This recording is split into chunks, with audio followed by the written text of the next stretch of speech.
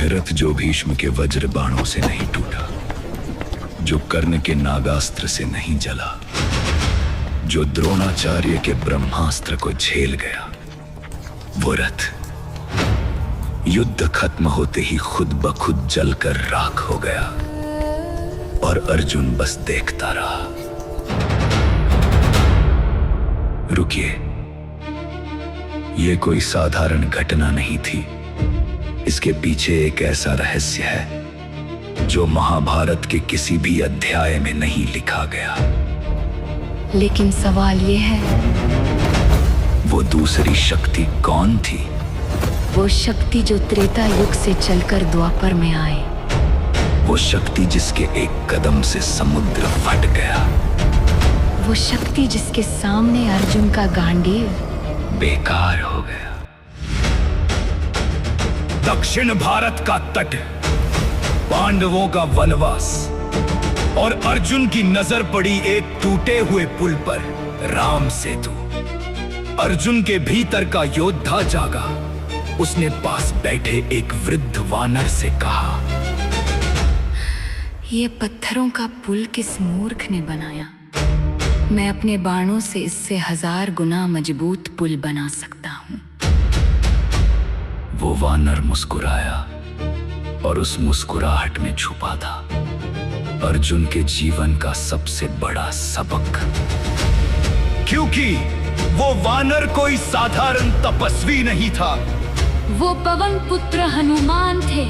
और जो शर्त उन्होंने अर्जुन के सामने रखी, उसने इतिहास बदल दिया। अर्जुन ने पूरी शक्ति लगाई, एक के बाद एक दिव्य बाण जोड़कर समुद्र के ऊपर सेतु बुन दिया। ये उसकी विद्या का चरम था। ये उसके जीवन की सबसे बड़ी कृति थी। और फिर हनुमान जी ने पहला कदम रखा। जमीन हिल गई, हवा रुक गई और अर्जुन का पूरा सेतु तिनकों की तरह उड़ गया। अर्जुन के हाथ कांप रहे थे। जिस गांडीव को वो अपनी जान मानता था, आज वही बेकार लग रहा था। उसे याद आई शर्त। अगर सेतु टूटा तो अग्नि प्रवेश। अर्जुन ने आग जलाई और उसमें उतरने के लिए कदम बढ़ाया। ठीक उसी पल आसमान जगमगा उठा। पीतांबर, सुदर्शन चक्र और वो मुस्कान जो सारे रहस्यों को जानती थी। श्री कृष्ण। उन्होंने अर्जुन का हाथ थाम लिया। और तब हनुमान जी ने वो राज खोला जिसने सबको स्तब्ध कर दिया। हे केशव, मैं जानता हूँ आप कौन है। जब मैंने पहला कदम रखा, उस सेतु को नीचे से कोई थामे हुए था। वो आपकी योग माया थी।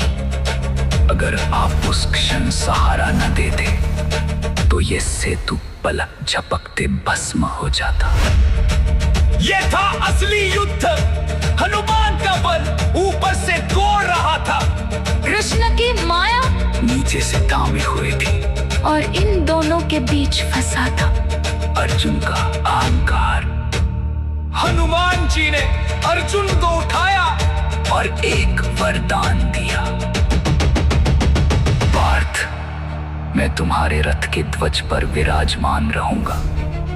कोई भी दिव्यास्त्र इस रथ को नहीं छू पाएगा। ये वरदान किसी अस्त्र से कम नहीं था। ये राम नाम के।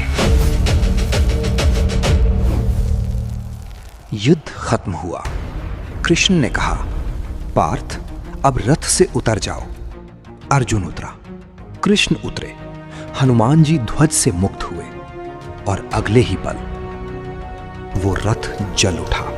धू धू करके 17 दिनों के सारे दिव्यास्त्रों की आग एक ही पल में मुक्त हो गई। कृष्ण बोले, पार्थ, ये रथ युद्ध के पहले ही दिन नष्ट हो चुका था।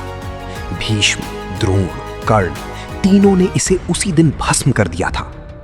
पर वो भस्म बाहर नहीं आई, क्योंकि इसे थामे हुए थीं दो शक्तियां, ध्वज पर हनुमान और रथ में मैं। अर्जुन मौन था, क्योंकि अब उसे समझ आ गया था विजय उसके गांडीव की नहीं थी, विजय उसके पराक्रम की नहीं थी, विजय थी भक्ति और कृपा की। आपके जीवन का रथ भी ऐसे ही चल रहा है। आप सोचते हैं आपकी मेहनत, आपका दिमाग, आपका हुनर यही आपको आगे ले जा रहा है, पर सच ये है जिस दिन वो अदृश्य सहारा हटेगा, सारी सफलताएं उसी रथ की तरह राख बन जाएंगी। इसीलिए सनातन धर्म कहता है, बल से पहले भक्ति, ज्ञान से पहले समर्पण। जय श्री राम, जय श्री कृष्ण। अगर हनुमान जी की ऐसी अद्भुत और अनसुनी कहानियां आपको पसंद आती हैं, तो इस वीडियो को अभी लाइक करें, शेयर करें, ताकि हर कोई इन दिव्य कथाओं से जुड़ सके। और ऐसी ही पावरफुल सिनेमैटिक स्टोरीज देखने के लिए चैनल को सब्सक्राइब करना बिल्कुल मत भूलना। जय श्री राम।